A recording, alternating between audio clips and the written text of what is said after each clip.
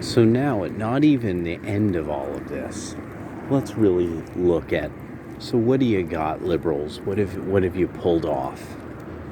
You were completely gaffled by the Democratic Party, and it seems the Democratic Party was openly in cahoots with with all of the press, all the major press outlets. So they were completely lying about BLM, its origins, its good intentions, its popularity, and they ripped you off. So a whole bunch of liberals, you've lost your money. You were literally ganked. You were gaffled up by the Democratic Party. Everywhere where Democrats rule is unbelievably dangerous now for ethnic minorities. None of the school systems where Democrats rule are even stable at this point.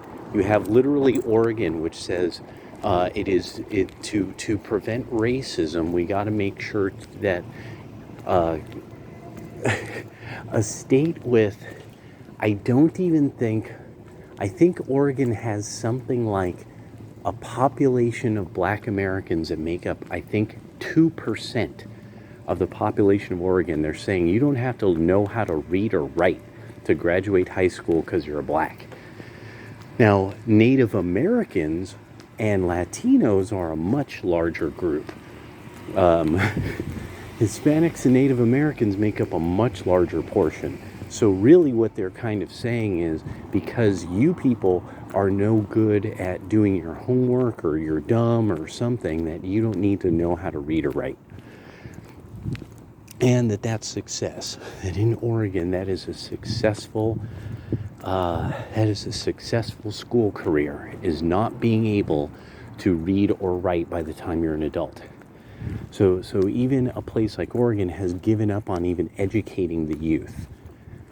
So what kind of win do any of you liberals have at this point? You have ruined the sales of every comic book company that's taken your kind on. You've literally destroyed the legacy of almost every female character you all have touched. I mean, you can't make music that's any good anymore. I mean, you've even accomplished, nobody will touch women in the Western world. Like, women are making videos all the time now about how pretty women, all the fucking time now on TikTok and shit, about how nobody will fucking commit, or they just can't even get spoken to. They can't even get spoken to. That men are, that you liberals, you've completely fucked up. The only people who are in any way now normal, functional, have lives even worth living are people who are right of center.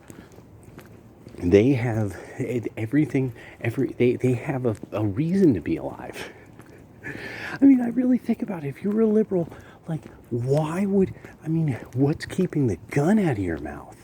I mean, what's keeping what's keeping all the liberals from just smoking crack until they die? I mean, like, what could they possibly be looking forward to? Or is it just you live until you die? You'll just live until you die. And what an existence that is to think of. But yeah, so it kind of brings a little glee. It's a little bit of glee. It's a little bit of the schadenfreude, you know. But it's now solidly this thing, like, getting ganked that hard. Getting ganked that hard. I mean, that has to hurt the pride of a lot of people. I mean, that's millions and millions of dollars.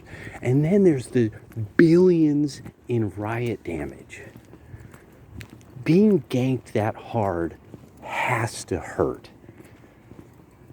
I mean, it just, yeah.